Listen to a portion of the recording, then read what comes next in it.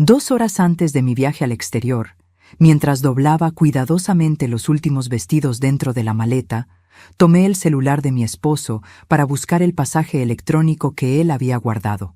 Nunca había sido una mujer desconfiada. A mis 62 años, creía conocer cada rincón de su rostro y cada silencio de su voz, pero en la pantalla encendida apareció una notificación que me detuvo el corazón. Un mensaje de mi nuera. Cuando la vieja salga, avísame. Sentí que el aire se volvía espeso, como si alguien hubiera cerrado de golpe todas las ventanas de la habitación. Me quedé mirando esas palabras unos segundos interminables, esperando que desaparecieran, que se transformaran en otra cosa. No lo hicieron. Leí el mensaje una y otra vez, con una sensación fría subiéndome por la nuca. Cuando la vieja salga, avísame. No decía cuando viaje, no decía cuando se vaya. Decía cuando la vieja salga, como si yo fuera un objeto molesto que debía ser retirado de la escena. La forma, el tono, la prisa, todo me gritaba que no se trataba de algo inocente. Escuché a mi esposo moverse en la cocina, tarareando una canción, ignorante de que su mundo acababa de romperse para mí. Lo llamé con voz tranquila y le pedí que entrara a la habitación. Sonrió al verme, con esa sonrisa que durante años me dio paz. Me preguntó si ya estaba lista. Le devolví la sonrisa. Lo abracé con fuerza, como si me estuviera despidiendo para siempre. Él no notó que mis manos temblaban. Le dije que iba a bajar un momento a despedirme de los vecinos. Él asintió, relajado. Tomé mi bolso, bajé las escaleras, y apenas él cerró la puerta de la habitación, regresé en silencio y me metí dentro del armario, escondiéndome entre abrigos y ropa de invierno. Desde allí, en la oscuridad, con el corazón rompiéndome el pecho, esperé. Pero antes de continuar, quiero hacerte una invitación muy especial. Suscríbete al canal y deja tu me gusta. Esto me ayuda a ver que me apoyas y disfrutas de mis historias. Y comenta aquí abajo desde qué ciudad nos estás viendo.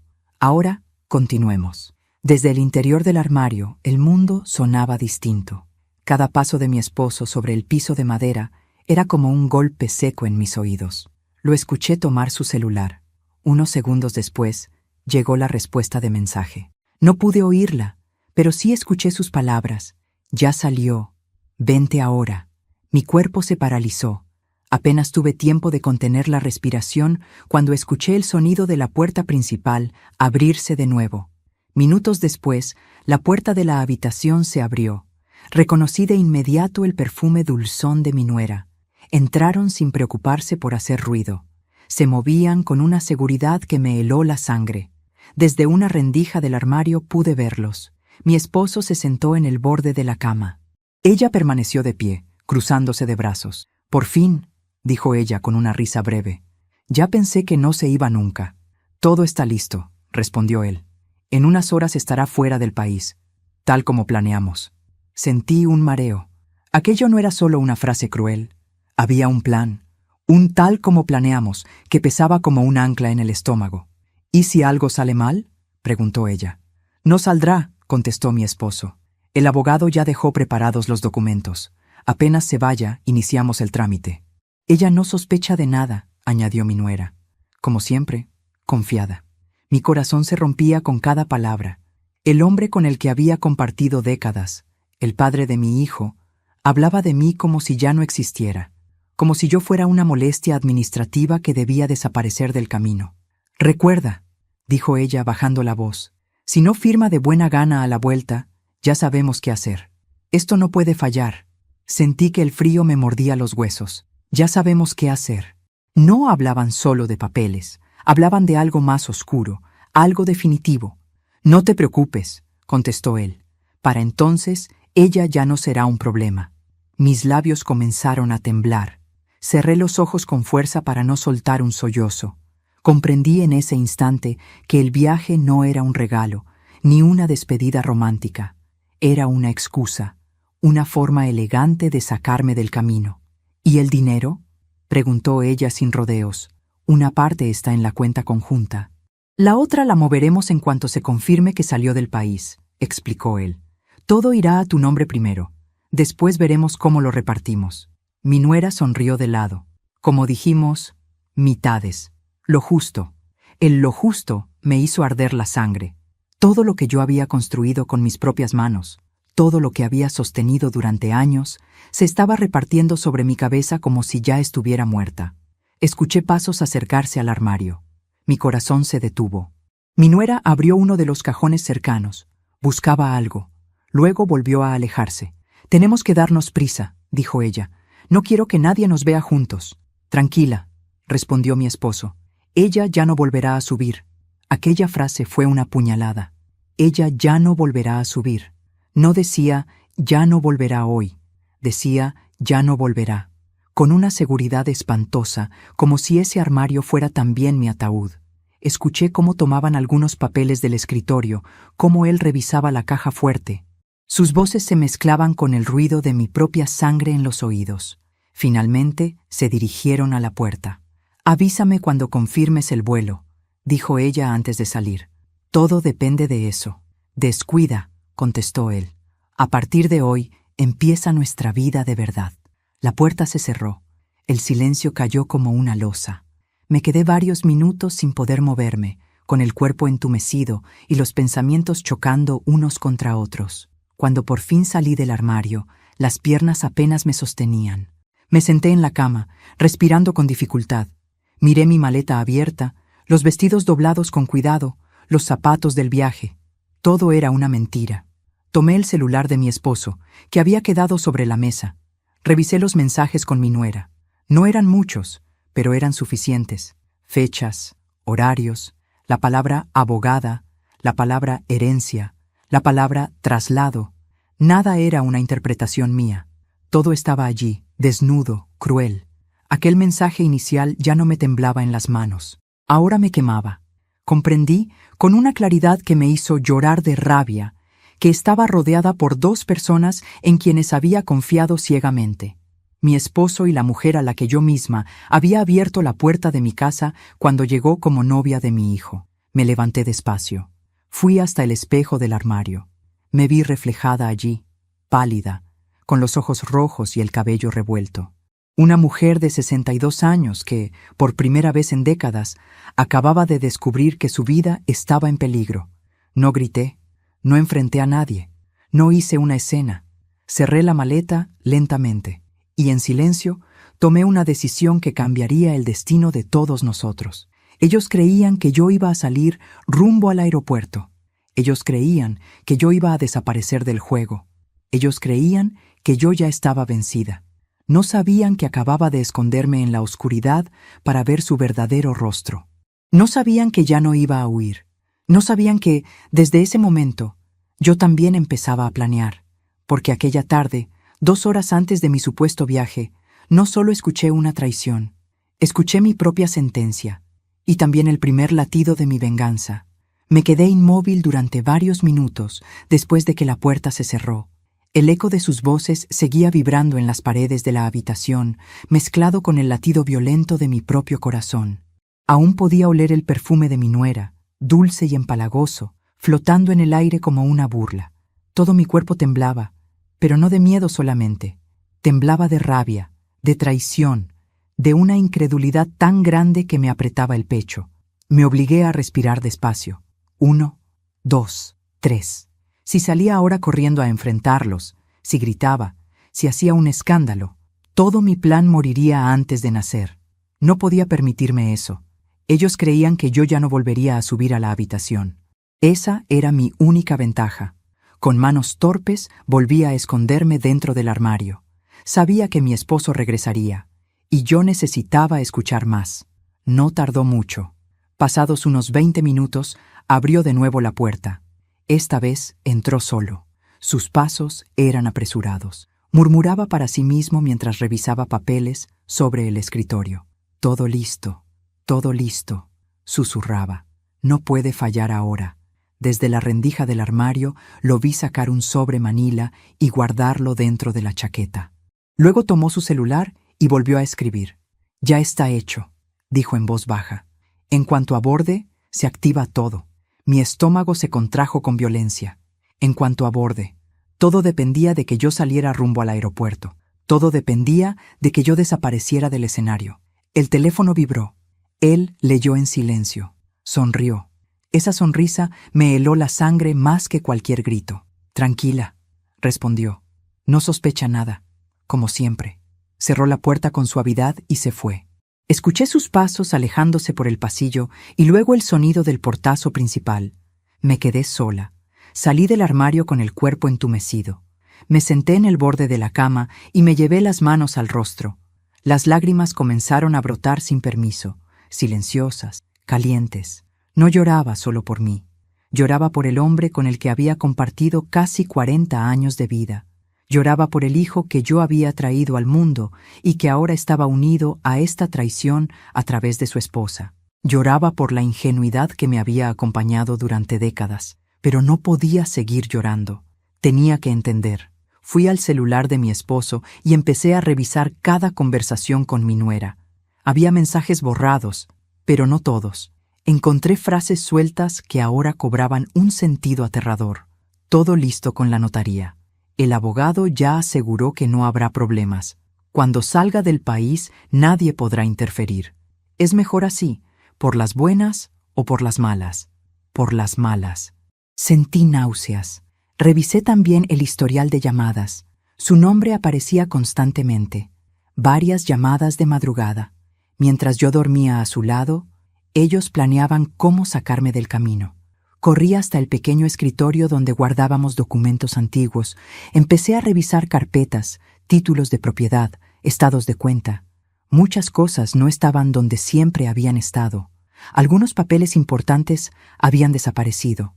Entre ellos, los documentos del departamento que estaba a mi nombre y el de una casa en las afueras que yo había heredado de mis padres. Mi esposo ya había comenzado a borrar mis huellas de esta vida. Entonces entendí algo aún más aterrador. No planeaban solo quedarse con el dinero. Planeaban dejarme sin identidad, sin respaldo, sin un lugar al cual regresar cuando volviera de ese viaje, si es que volvía. El teléfono volvió a vibrar. Era un mensaje de la nuera. ¿Ya salió? Mi esposo respondió casi de inmediato. En 1 hora, lo confirmo. 1 hora. Tenía 1 hora para decidir qué hacer con el resto de mi vida. Mis piernas flaquearon. Fui hasta el baño y me enjuagué el rostro con agua fría. Me miré al espejo. La mujer que me devolvía la mirada estaba pálida. Sí, pero en sus ojos comenzaba a arder algo nuevo. Ya no era solo miedo. Era una decisión que empezaba a tomar forma. Regresé a la habitación y abrí la maleta. En lugar de cerrarla, saqué varias cosas: ropa, documentos personales, mi pasaporte. Volví a guardar el pasaporte en su lugar. Si desaparecía ahora sin más, ellos sabrían que yo había descubierto algo. No podía huir como una asustada. Debía huir como una viajera obediente. Tomé solo una cosa de la maleta, una bufanda que siempre llevaba en mis viajes. La guardé en el bolso. Luego dejé todo exactamente como estaba. A los pocos minutos escuché el sonido del auto encenderse afuera. Mi esposo regresaba para llevarme al aeropuerto. Mi corazón comenzó a golpear con violencia. Me senté en la cama y respiré hondo varias veces. Tenía que actuar. Tenía que fingir. Tenía que seguir viva dentro de su mentira por un poco más. Entró con una sonrisa. ¿Lista?, preguntó. «Lista», respondí con voz suave. Se acercó y me abrazó. Por primera vez en décadas, su abrazo me dio asco. Sentí náuseas, pero me contuve. Cerré los ojos y apoyé la cabeza en su pecho fingiendo cansancio. «Este viaje te hará bien», dijo. «Descansa, te lo mereces. Descansa». Qué palabra tan cruel en su boca. Salimos de la casa, subimos al auto. Durante el trayecto habló de cosas triviales, del tráfico, del clima en el país al que supuestamente iba. Yo asentía en silencio. Mi mente estaba en otra parte, calculando, midiendo cada movimiento. A pocas calles del aeropuerto, fingí un mareo. «Me siento mal», susurré llevándome la mano al pecho. «Creo que necesito ir al baño». Se alarmó. «¿Quieres que regresemos?» «No», mentí. «Déjame aquí en esta estación. Voy un momento y te aviso cuando esté mejor». Aparcó sin sospechar nada. Bajé con el bolso en la mano. Caminé lentamente hacia los baños públicos. Lo vi quedarse dentro del auto, revisando su teléfono. Sabía que en cuanto yo desapareciera de su vista, le escribiría a su nuera. Entré al baño, pero no me quedé allí. Salí por la puerta trasera de la estación y tomé un taxi que pasaba en ese momento. «Lléveme a esta dirección», le dije dándola de una vieja amiga. Mientras nos alejábamos, vi el auto de mi esposo hacerse pequeño en el espejo retrovisor. Él aún creía que yo estaba dentro de esa estación, obediente, vulnerable, a punto de abordar el vuelo que sellaría mi destino. En pocos minutos, su celular vibraría con el mensaje que tanto esperaba. Ya salió. Pero esa vez no saldría la mujer que él creía. Esa vez saldría la mujer que ya lo había descubierto todo. Y mientras el taxi avanzaba, comprendí algo con una claridad escalofriante. Ellos no solo planeaban robarme, planeaban borrarme, dejarme sin nombre, sin bienes, sin hogar, para que nadie preguntara por mí cuando ya no estuviera. Apreté la bufanda contra mi pecho, como si fuera un amuleto. «No van a lograrlo», susurré, porque desde ese instante ya no era solo una esposa traicionada escondida en un armario. Ahora era una mujer que había visto su propia sentencia y estaba dispuesta a escribir, con sangre fría, el contraataque. El taxi avanzaba por la avenida como si me arrancara de una vida que, hasta hacía solo unas horas, yo creía conocer. Miraba por la ventana con los ojos ardiendo, viendo pasar las mismas calles que había recorrido durante décadas, pero ahora todo parecía ajeno, distante, como un decorado que ya no me pertenecía. En el bolso llevaba apenas unas monedas, mi bufanda y mi documento. Todo lo demás, mi casa, mis ahorros, mis recuerdos materiales, seguía en manos de quienes planeaban desaparecerme. Llegué a casa de Clara, mi amiga de juventud, cuando el sol empezaba a caer. Al abrirme la puerta me miró con sorpresa. No esperaba verme a esa hora, sin previo aviso y con ese temblor que no pude esconder. «Pasó algo terrible», le dije apenas crucé el umbral. «No necesito más». Me llevó a la cocina, me sirvió un té caliente y se quedó en silencio mientras yo intentaba ordenar las palabras. Le conté todo: el mensaje, el armario, la conversación, el plan, el auto detenido frente a la estación. Cuando terminé, Clara llevaba las manos en la boca, pálida. «Te quieren dejar en la calle, o algo peor», susurró. «Eso mismo entendí yo», respondí. Me ofreció quedarme todo el tiempo que necesitara. Acepté sin orgullo. Esa noche dormí en un sofá estrecho, abrazada a la bufanda como si fuera una cuerda de salvación. Pero no fue un descanso tranquilo. Dormí a saltos, soñando con papeles que ardían, con puertas que se cerraban, con voces que decían mi nombre desde muy lejos. Al amanecer, mi celular, que había permanecido apagado, vibró. Encendí la pantalla con el corazón en la garganta. Tenía varios mensajes de mi esposo. «¿Dónde estás? Ya deberías haber llegado. Respóndeme». Sonreí con amargura. Él creía que yo estaba en otro país. Creía que su plan avanzaba sin obstáculos. Apagué el teléfono de nuevo. Aún no era el momento de hablar. Pasé esa mañana recordando, con un dolor nuevo en el pecho, todo lo que había construido a lo largo de mi vida. Yo no había sido una esposa cómoda. Había sido una mujer que trabajó desde joven, que levantó negocios pequeños, que ahorró centavo a centavo. La primera tienda la abrí con mis propias manos cuando mi esposo aún soñaba con proyectos que nunca concretaba. Yo puse el dinero inicial. Yo firmé los primeros contratos. Yo estuve de pie cuando todo parecía caerse. La casa en la que vivíamos había sido comprada con mis ahorros. El pequeño edificio de departamentos que luego alquilamos también fue una decisión mía. Yo había heredado un terreno de mis padres y lo había vendido para invertirlo. Cada ladrillo de esa prosperidad llevaba mis madrugadas sin dormir, mis dedos cansados contando cuentas, mis renuncias. Y sin embargo, con el paso de los años, los papeles comenzaron a cambiar de nombre sin que yo lo notara. «Es solo por facilidad», me decían, «por trámites, por impuestos». Yo confié, siempre confié. Mi esposo se fue volviendo un hombre distinto. Ya no hablaba de trabajo con entusiasmo, hablaba de dinero con desesperación. Y mi nuera, desde que llegó a la familia, el ambiente se volvió más denso. Ella traía una ambición que no disimulaba. Siempre preguntaba, siempre calculaba, siempre opinaba sobre cosas que nunca le pertenecieron. Recordé con claridad una conversación de años atrás, cuando aún creía que todo era normal. Estábamos sentadas en la sala. Ella miraba mis cuadros, mis muebles. Algún día todo esto será de nosotros, dijo sonriendo. Yo creí que era una broma. Sonreí también. Hoy comprendía que nunca fue una broma. Me quedé varios días en casa de Clara sin salir. Observaba el mundo desde la ventana como si ya no me perteneciera. El teléfono no dejaba de vibrar. Mensajes de mi esposo, de mi hijo, incluso de mi nuera, que fingía preocupación. Mamá, ¿por qué no respondes? Nos tienes muy inquietos. Solo queremos saber si llegaste bien. Los ignoré todos, hasta que recibí uno que me obligó a reaccionar. Venía de un número desconocido. Se iniciaron ya los trámites. Si no regresas, todo quedará a nombre de tu esposo. Es lo que la ley permite. Era de la notaría. Sentí un vuelco en el estómago. Aquello confirmaba mis sospechas. Habían comenzado el proceso para borrarme legalmente. El supuesto viaje se estaba usando como prueba de abandono, de ausencia prolongada. Me estaban quitando la vida sin tocarme el cuerpo. Ese día comprendí que no bastaba con esconderme. Tenía que volver, pero no como la mujer engañada. Tenía que volver como testigo. Llamé a un viejo conocido, un contador que había trabajado conmigo en mis primeros negocios. Le conté todo. Se quedó en silencio largo rato, y luego me dijo algo que me heló aún más la sangre. Hace meses que tu esposo mueve dinero a cuentas a las que tú ya no tienes acceso. Todo está preparado para dejarte sin nada, legalmente. Quieren que parezca que yo me fui por voluntad propia. Susurré.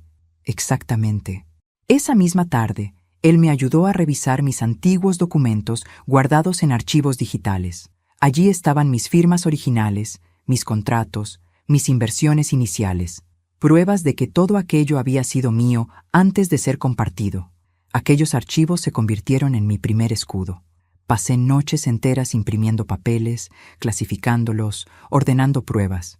Cada documento era una parte de mi historia que habían intentado borrarme. Cada firma un latido de mi pasado que se negaba a morir. Recordé entonces también otras señales que había ignorado. El día que mi nuera insistió en que yo viajara para descansar.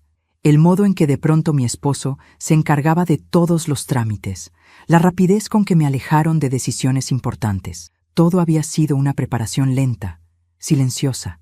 Habían necesitado meses, tal vez años. Yo solo había necesitado un mensaje. Una tarde, mientras revisaba viejas carpetas, encontré algo que terminó de abrirme los ojos. Un contrato de préstamo firmado por mi esposo a favor de una empresa fantasma. Como aval, figuraba una de mis propiedades. Yo jamás había firmado aquel documento. Y sin embargo, allí estaba mi nombre impreso, falsificado. La traición ya no era solo moral, era también criminal. Esa noche no lloré. Me senté en silencio frente a la mesa, con todos los papeles esparcidos como un rompecabezas siniestro. Comprendí que mi esposo ya no era solo un hombre engañado por una mujer ambiciosa, era un cómplice. Tal vez desde hacía mucho más tiempo del que yo estaba dispuesta a aceptar. Pensé en mi hijo, en el niño que alguna vez se durmió abrazado a mi pecho, en el adulto que ahora estaba unido a todo aquello a través del silencio. No sabía aún cuánto sabía él, pero su silencio hasta ese momento también pesaba. Al quinto día de esconderme, recibí otra notificación de la notaría. El proceso avanzaría en mi ausencia. Tenía pocas horas antes de que ciertos cambios legales se volvieran irreversibles. Tomé una decisión dolorosa. Volvería a casa, pero no regresaría como la mujer que partió rumbo al aeropuerto. Volvería como una sombra que nadie espera, callada, atenta, fingiéndose todavía ciega, débil, confiada. Antes de salir, dejé todas las copias de mis documentos en custodia de Clara y del contador. Si algo me pasaba, ellos sabrían exactamente a quién acudir. Cuando el taxi se detuvo frente a mi propia casa, sentí un escalofrío recorrerme la espalda. Esa casa que un día fue mi refugio ahora era un territorio enemigo. Bajé con calma. Abrí la puerta con mi llave de siempre. El silencio me recibió como un golpe. Mi esposo no estaba. Tampoco mi hijo ni mi nuera. Todo parecía ordenado, demasiado ordenado. Subí lentamente a la habitación. Me acerqué al armario, al mismo lugar donde había escuchado mi sentencia. Lo miré largo rato. Respiré hondo. «Todavía estoy aquí», murmuré. «Y ahora sé quiénes son». Me senté en la cama y esperé, porque la mujer que había salido rumbo a un viaje no regresaría. Pero la mujer que volvía ahora Ya no estaba dispuesta a ser robada ni borrada de su propia historia. Regresé a mi propia casa como quien entra a una escena del crimen. Nada estaba fuera de lugar, y precisamente por eso todo me resultaba sospechoso. El aire olía igual, los muebles estaban en la misma posición, mis plantas regadas, las cortinas corridas como siempre. Era la imagen perfecta de una normalidad cuidadosamente ensayada. Pero yo ya no era la misma mujer que había salido de allí rumbo a un supuesto viaje. Me moví en silencio por cada habitación, tocando las paredes como si necesitara asegurarme de que aún eran reales. En la cocina, la mesa estaba puesta para dos. Dos. Ya no me esperaban. Aquello me dolió más de lo que imaginé. Pero el dolor ya no me paralizaba. Ahora me empujaba. Subí a mi habitación. Mi maleta seguía allí, tal como la había dejado. La abrí con calma. Todo intacto. Cerré despacio. Ellos creían que yo estaba a cientos de kilómetros, cruzando fronteras. Yo estaba en el corazón mismo de su trampa. Lo primero que hice fue revisar la caja fuerte. Conocía la combinación. La había usado durante años, pero ahora no se abrió. Probé de nuevo. Nada. Sonreí con amargura. Habían cambiado el código. Mi propio hogar ya no me pertenecía. Fui entonces al estudio, donde mi esposo solía guardar papeles viejos. Comencé a revisar cajones uno por uno. Encontré carpetas incompletas, sobres vacíos, contratos mutilados. Había un vaciamiento metódico. Sabían exactamente qué llevarse y qué dejar para no levantar sospechas. En uno de los cajones inferiores, detrás de antiguas facturas, hallé algo que no esperaban que yo recordara. Un disco duro externo viejo, de los primeros que usábamos para respaldar información del negocio. Lo conecté a la computadora con manos temblorosas. Tardó en arrancar. Pensé que no funcionaría, pero finalmente apareció la carpeta con fecha de hacía más de 10 años. Allí estaba todo. Mis contratos originales, mis inversiones, transferencias en las que figuraba solo mi nombre, movimientos bancarios que luego habían sido reorganizados. Era la historia completa de cómo lo que había sido mío pasó lentamente a ser nuestro, y después solo de él. Copié cada archivo en una memoria nueva que llevaba conmigo.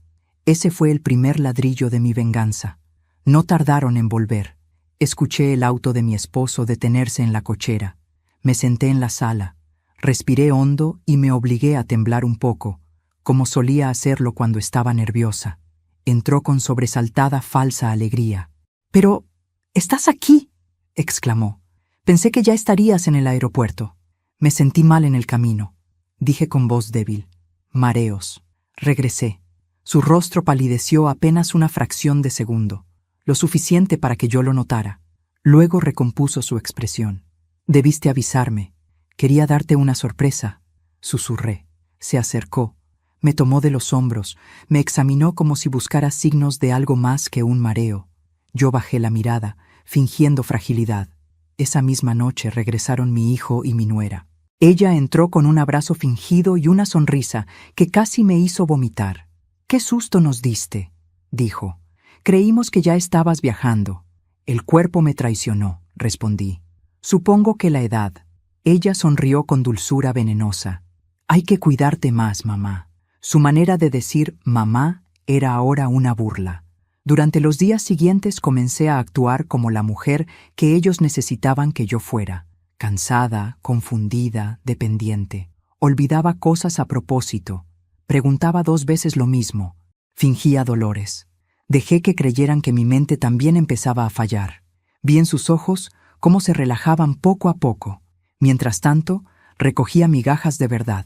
Dejaba mi celular grabando cuando salía de la habitación. Tomaba fotografías de documentos que ellos no sabían que yo aún podía encontrar. Escuchaba detrás de puertas entreabiertas. Una noche oí claramente a mi nuera decirle a mi esposo: «Tenemos que acelerar. No puede estar así mucho tiempo». «Si empieza a sospechar». «No sospecha», respondió él. «Está cada vez más débil». Sentí un nudo en el estómago. Ellos no me veían como una persona. Me veían como un trámite que debía cerrarse pronto. También empecé a revisar la basura. Sí, la basura. Guantes puestos, bolsas una por una. Al tercer día encontré un sobre roto con el logo de una notaría distinta a la que yo conocía. Dentro quedaba una hoja con un nombre tachado, el mío, y debajo, el nombre de mi esposo como único propietario de una de mis antiguas propiedades. Lo guardé en silencio. Otra noche encontré una copia arrugada de un poder legal donde figuraba la firma de mi nuera como apoderada de mi esposo. Aquello confirmaba algo aún más profundo. Ella no solo planeaba conmigo como obstáculo, ella manejaba muchos de los hilos. Ese día comprendí que mi hijo llevaba meses, quizás años, mirándose el ombligo en medio de una guerra que otros peleaban por él. Y mi esposo había decidido hace tiempo de qué lado estaba. Una tarde fingí un desmayo real. Me dejé caer suavemente en la cocina, lo suficiente para alarmarlos, no para dañarme. Corrieron hacia mí. Mi nuera fue la primera en ofrecerme agua. «Déjala, yo me encargo», dijo mi esposo. «Llamaré al médico». Yo abrí apenas los ojos, respirando con dificultad. «No quiero hospital», murmuré. Mi nuera inclinó el rostro sobre el mío. «Un té caliente te ayudará», susurró. Aquella frase me heló la sangre. La observé ir a la cocina, preparar la taza. Vi cómo colocaba algo diminuto en el fondo. Mis manos temblaron, pero mi rostro siguió siendo de una mansedumbre perfecta. Trajo la taza. «Bebe, mamá». La tomé, acerqué los labios y fingí beber. Apenas dejé que el líquido rozara mi boca. Cuando nadie miraba, la derramé sobre el plato de flores que tenía junto a la ventana. Aquel mismo día llevé una muestra a un laboratorio privado. 2 días después, el resultado llegó a mi correo electrónico. Sedante de uso hospitalario. Mis sospechas ya no eran sospechas, eran una certeza. Esa noche lloré en silencio dentro del baño para que nadie me escuchara. Lloré por la traición, por el peligro, por la mujer en la que me había convertido para sobrevivir. Pero también sentí algo nuevo, terrible, poderoso. Ya no tenía dudas. Y cuando una mujer deja de dudar, también deja de tener miedo. A partir de entonces, mi plan cambió de forma. Ya no se trataba solo de salvarme. Se trataba de desenmascararlos, de hacer que se hundieran en su propia red. Comencé a llamar en secreto a 2 personas clave, al contador que había trabajado conmigo toda la vida, y a un abogado penalista recomendado por él. A ambos les conté solo una parte por teléfono, lo suficiente para que entendieran que aquello era grave, muy grave. «Necesito pruebas», me dijeron. «Las tendrán», respondí, y las tendría, porque ya no solo escuchaba. Ahora observaba, registraba y aguardaba con paciencia la oportunidad perfecta. Ellos creían que yo era una anciana cansada, a punto de desaparecer lentamente. No sabían que me estaba convirtiendo, día a día, en la mujer más peligrosa de sus vidas, porque cuando una víctima deja de suplicar, comienza a planear. Y mi venganza ya había dado su primer paso firme. El vidrio de la ventana del baño aún estaba húmedo por las lágrimas que no me había permitido soltar en voz alta. Me miré al espejo largo rato después de recibir el resultado del laboratorio. Aquel sedante no solo confirmaba mis sospechas, confirmaba que mi vida ya no estaba en peligro algún día. Estaba en peligro ahora. Volví a borrar el correo del análisis. Guardé la copia impresa dentro del forro de una almohada vieja y salí del baño con el rostro lavado y la máscara de siempre bien colocada. Esa noche, durante la cena, ninguno de los 3 habló de más. Mi esposo picaba la comida con ansiedad disimulada.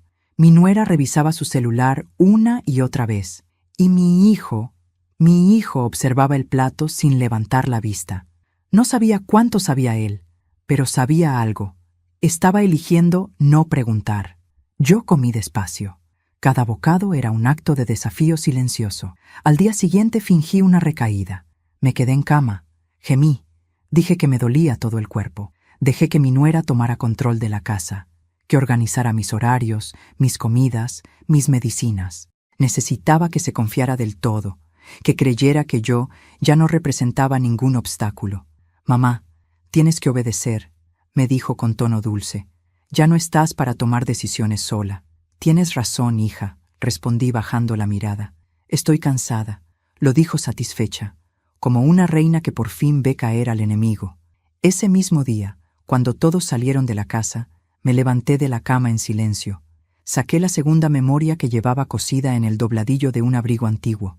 Allí estaba todo, Audios, fotografías, resultados del laboratorio, documentos falsificados, transferencias bancarias. Era un infierno ordenado en carpetas. Fui al cuarto del despacho y volví a revisar la caja fuerte. No insistí más. Ahora sabía que el material más valioso ya no estaba allí. Ellos creían que tenían el control porque tenían las llaves. No sabían que yo tenía las pruebas. A las 4 de la tarde, mi nuera regresó antes de lo habitual. Subí el volumen del televisor y dejé el celular grabando en la mesa de la sala.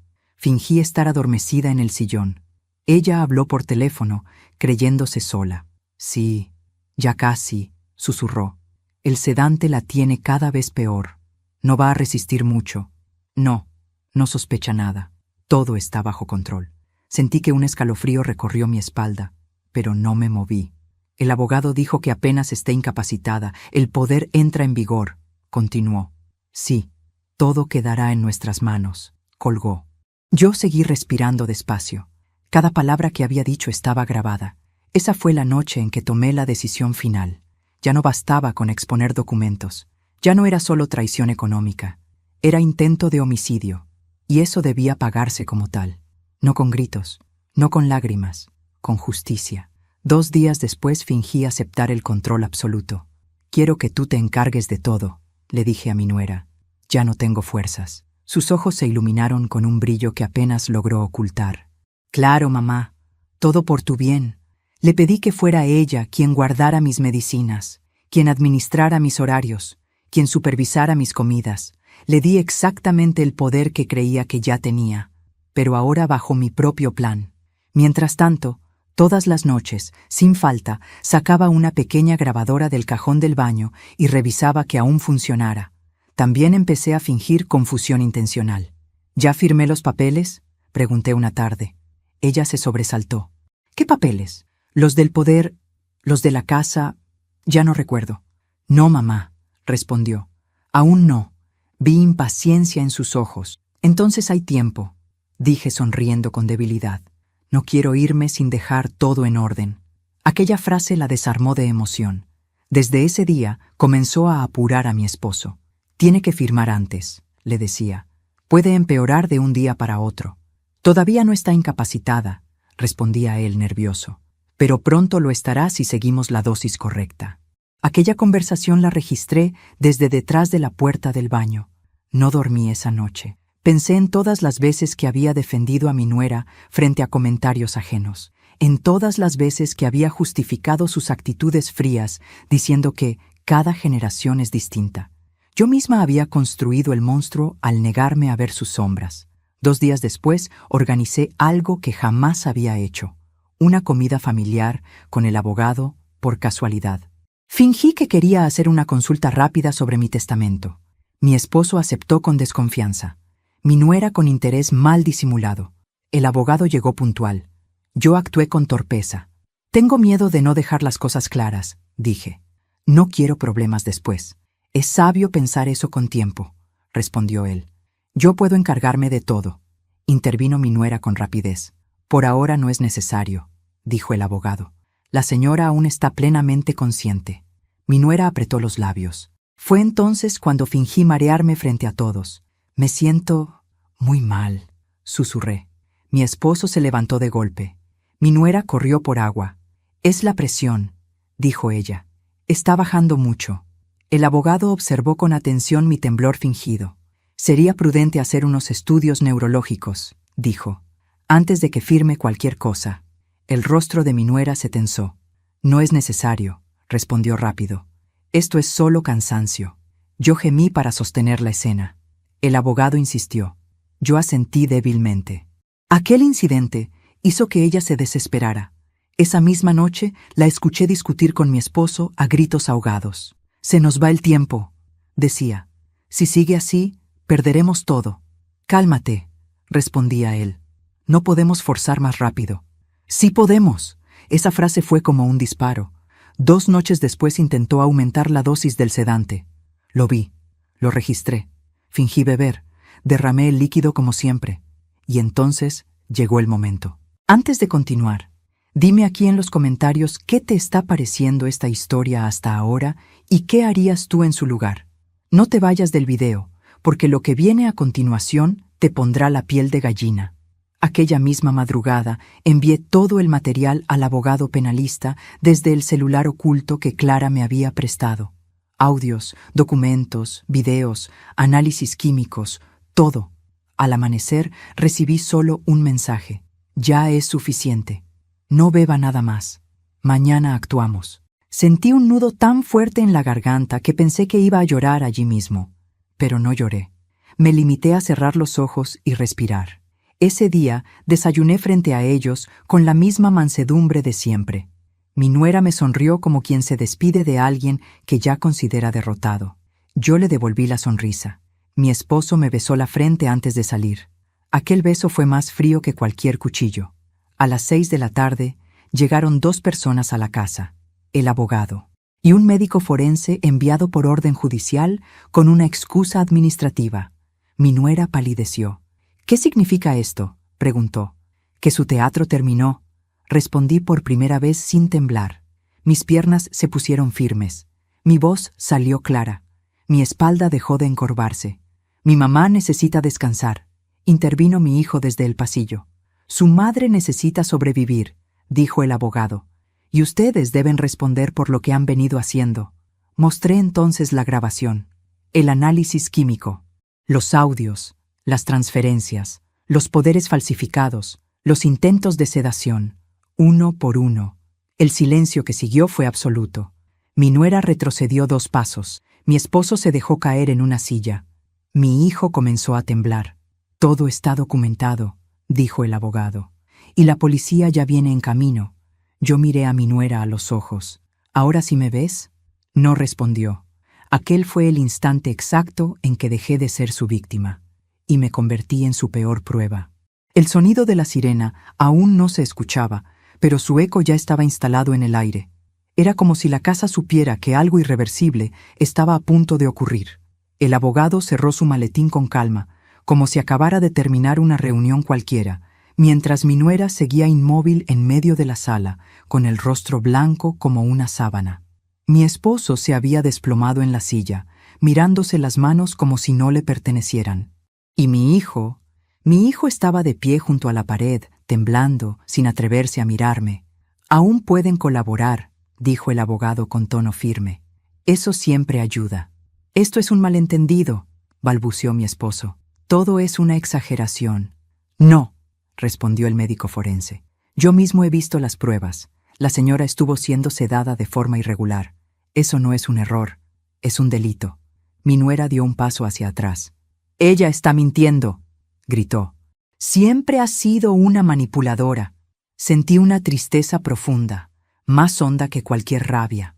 Aquella mujer que yo había defendido, que había acogido bajo mi techo, ahora me señalaba como enemiga con la misma boca que durante años me llamó mamá. «Yo solo grabé lo que tú dijiste», respondí con una calma que me sorprendió incluso a mí misma. «Nada de esto existiría si tú no lo hubieras hecho». Mi hijo por fin alzó la voz. «¿Desde cuándo sabías todo esto, mamá?». «Desde el día en que me escondí en un armario para escuchar cómo planeaban borrarme de esta casa», respondí sin rodeos. Él dio un paso atrás, como si mis palabras lo hubieran empujado físicamente. Yo no sabía que iban a sedarte», dijo. Solo quería que papá y ella se encargaran de los asuntos económicos. «Y para eso me entregaste», respondí. «Para no ensuciarte las manos». El sonido de las patrullas finalmente llegó. 2 vehículos policiales se detuvieron frente a la casa. Las luces azules comenzaron a reflejarse en las paredes del living, tiñendo de sombras los rostros que alguna vez fueron mi familia. Los agentes entraron con rapidez, pero sin violencia. El abogado les entregó todo el material en una carpeta organizada. «Aquí está la denuncia», dijo. «Y aquí, las pruebas». La escena se volvió irreal. Mi esposo fue el primero en ser interrogado. Tartamudeó, negó, luego calló. Mi nuera gritó que todo era una conspiración. Mi hijo solo lloró en silencio. Yo observé desde el sillón, envuelta en una manta, con el cuerpo cansado pero el espíritu despierto por primera vez en años. No sentía alegría, sentía algo más profundo, una especie de alivio amargo, como cuando se drena una herida que llevaba demasiado tiempo infectada. «Queda usted detenido por intento de homicidio y fraude agravado», dijo uno de los agentes mirando a mi nuera. Ella chilló, se aferró al brazo de mi esposo, lo miró como buscando salvación, pero él ya no la miraba a ella, me miraba a mí, con los ojos llenos de un miedo tardío. «Inútil. Nunca quise que esto llegara tan lejos», susurró. «Pero llegó», respondí. Cuando se los llevaron, la casa quedó en un silencio que jamás había conocido, un silencio limpio, doloroso, definitivo. Mi hijo se quedó solo conmigo en la sala. Parecía un niño perdido. «Mamá», dijo con la voz rota. «Yo no pensé». «Nunca piensan los que traicionan», respondí sin dureza, pero sin consuelo. Esa noche dormí sola en la habitación donde todo había comenzado. Por primera vez no tuve miedo al armario. Lo abrí, saqué la ropa, la toqué sin temblar, encendí la luz del velador y me senté en la cama. No lloré, no recé, solo respiré. Al amanecer, la casa se llenó de funcionarios, fiscales, asistentes sociales, peritos. Comenzaron a revisar documentos, a tomar muestras, a fotografiar cada rincón. El pasado se transformaba en expediente, y yo, de pronto, era la principal testigo de una historia que jamás quise vivir. Me llevaron a una clínica para nuevos estudios. Ahí confirmaron lo que el laboratorio privado ya había revelado. Durante semanas había sido sedada lentamente, no en dosis letales, pero sí progresivas, lo suficiente para debilitarme, confundir mis reflejos, hacerme parecer incapaz. Aquello había sido parte del plan legal para declararme incompetente. Un error más en la dosis, y hoy no estaría aquí, dijo el médico con seriedad. Comprendí entonces que había estado caminando al borde de la muerte sin siquiera saberlo. Días después comenzaron a filtrarse las noticias en el barrio. Vehículos frente a mi casa, vecinos murmurando, miradas curiosas. La justicia avanzaba con una lentitud exasperante, pero lo hacía. Mi esposo y mi nuera fueron formalmente imputados. Fraude, falsificación de documentos, administración desleal, intento de envenenamiento. La lista de cargos parecía interminable. Mi hijo quedó en libertad porque, aunque había sido cómplice pasivo, no había participado activamente según las pruebas. Aún así, el daño ya estaba hecho. Cuando lo visité por primera vez después de todo, me miró como se mira a alguien que ya no se puede recuperar. «¿Me odias?», preguntó. «No», respondí con un suspiro. «El odio exige demasiado esfuerzo. Solo me duele». Se tapó el rostro con las manos y lloró como un niño pequeño. Yo no lo abracé. Ya no era tiempo de consolar. Era tiempo de enfrentar. Una tarde recibí una llamada del abogado. «Tenemos suficiente para avanzar a juicio», me dijo. «Pero hay un detalle más. La herencia que ellos pretendían quedarse tiene cláusulas antiguas a su favor que nunca se anularon. Usted sigue siendo la principal propietaria de casi todo». Sentí que me faltaba el aire. «¿Cómo es posible?». «Porque usted fue más cuidadosa de lo que creía», respondió. «Su joven versión protegió mejor a su yo futuro de lo que imagina». Colgué con lágrimas en los ojos, no de alegría, de justicia tardía. Sin embargo, aún faltaba el último acto, aquel que cerraría por completo el círculo, el juicio público, la mirada frente a frente, la caída final, porque a veces la justicia no solo necesita pruebas, también necesita rostros, y yo estaba lista para mostrar el mío sin bajar la mirada. El día del juicio amaneció gris, como si el cielo también cargara con el peso de lo que estaba por ocurrir. Me vestí despacio, con las manos firmes, pese al temblor que llevaba por dentro. No era miedo, era memoria. Cada paso hacia el tribunal era un recuerdo que regresaba pidiendo respuesta. Cuando entré a la sala, sentí decenas de miradas caer sobre mí. Algunas de curiosidad, otras de morbo. Yo solo buscaba dos. Mi esposo estaba sentado junto a mi nuera, ambos escoltados. Él había envejecido 10 años en unos meses. Ella aún sostenía el mentón en alto, como si se negara a aceptar que su reino de mentiras estaba a punto de desmoronarse en público. Mi hijo se encontraba en la última fila. No levantó la vista cuando pasé frente a él. El fiscal comenzó a exponer el caso con voz clara. Cada palabra era un golpe seco en la sala. Presentó los documentos falsificados, las transferencias, los audios, los análisis de laboratorio, los registros médicos. Cuando reprodujo el audio, donde mi nuera decía que el sedante ya me tenía cada vez peor, escuché un murmullo recorrer el público. Ella apretó los puños. Mi esposo cerró los ojos. Luego llegó mi turno. Me levanté con las piernas pesadas, pero con la espalda recta. Caminé hasta el estrado sintiendo cómo mi vida entera desfilaba por delante. Conté todo: el mensaje en el celular, el armario, la conversación, el supuesto viaje, la sedación, el regreso en silencio, la recopilación de pruebas. No lloré, no grité. Dije la verdad como quien relata un hecho inevitable. Cuando terminé, el juez guardó silencio unos segundos que se hicieron eternos. «Señora», dijo finalmente, «su testimonio ha sido claramente corroborado por las pruebas. Puede sentarse».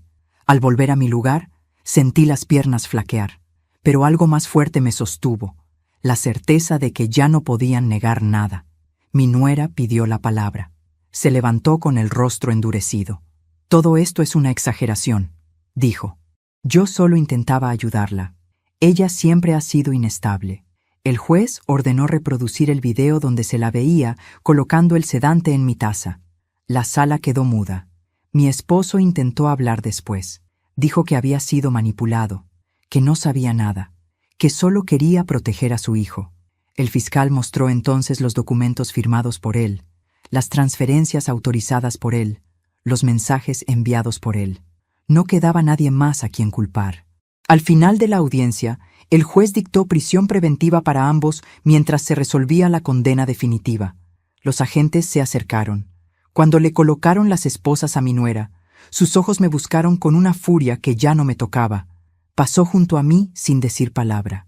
Mi esposo, en cambio, se detuvo un segundo. «Nunca pensé que llegarías tan lejos», susurró. «Nunca pensé que llegarías tan bajo», respondí.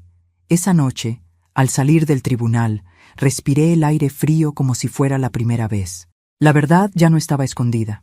Ya no estaba en mi bolso, ni en una memoria, ni en un cajón. Estaba a la vista de todos, y por primera vez en mucho tiempo, sentí que la oscuridad había perdido su último refugio. El silencio que quedó después del juicio ya no era el mismo. Ya no pesaba, ya no asfixiaba. Regresé sola a la casa aquella noche, por primera vez sin esposo, sin nuera, sin el miedo de que alguien controlara mis pasos. Cerré la puerta lentamente detrás de mí y comprendí que ese sonido ya no significaba encierro, significaba libertad. A la mañana siguiente, el abogado me confirmó lo que durante meses parecía imposible. Los bienes volvían legalmente a mi nombre. La casa, las cuentas, las propiedades, todo aquello que habían intentado quitarme regresaba a mí. No sentí euforia, sentí identidad, como si por fin mi nombre hubiese vuelto a ocupar su lugar. Días después, mi hijo pidió verme. Dudé mucho antes de aceptar. Nos encontramos en un café lejos de todo lo vivido. Lo vi derrotado, envejecido por la culpa. «Fui cobarde, mamá», dijo con la voz rota. «Eso ya lo sé», respondí. «Lo único que importa ahora es qué harás con esa cobardía». Me dijo que se iría lejos, que quería empezar de nuevo. Lo dejé ir sin reproches, sin abrazos. A veces el amor no se rompe con gritos, se rompe en silencio. Volví a la casa una última vez para recoger mis cosas. Entré al armario donde me había escondido aquel día. Ya no sentí miedo, apenas una tristeza serena. Toqué el fondo oscuro y cerré la puerta con calma. «Ya no te necesito», susurré.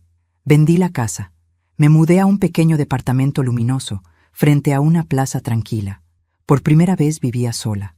Las primeras noches despertaba sobresaltada.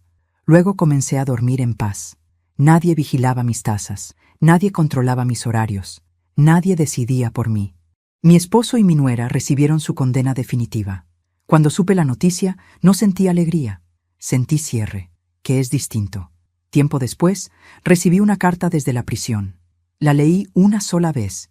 No había arrepentimiento, solo reproches. La rompí y la tiré a la basura. Por primera vez, no sentí la necesidad de responder. Comencé a caminar cada mañana, a cocinar solo para mí, a conocer a mis vecinos. Descubrí algo que jamás había tenido antes: tiempo propio. Un día me detuve a mirar mis manos, arrugadas, cansadas, pero firmes. Esas manos habían cambiado una taza a tiempo, habían reunido pruebas, habían protegido una vida que otros quisieron borrar, y seguían siendo mías. Cuando el abogado me confirmó que todo el proceso estaba cerrado, salí a caminar por la plaza al anochecer. Me senté en un banco. Nadie me seguía, nadie me esperaba, nadie me vigilaba. Era solo yo y mi vida. Hoy puedo abrir cualquier puerta sin temblar. Hoy puedo beber de cualquier taza sin sospecha. Hoy nadie planea desaparecerme. A mis 62 años perdí casi todo, pero gané algo que nunca tuve del todo. Mi vida, de verdad mía. Y esa, después de tanta traición, fue la venganza más limpia de todas. Hoy escribo estas últimas líneas sentada junto a la ventana de mi nuevo hogar. Afuera, la gente camina sin saber que dentro de este pequeño departamento vive una mujer que casi fue borrada de su propia vida.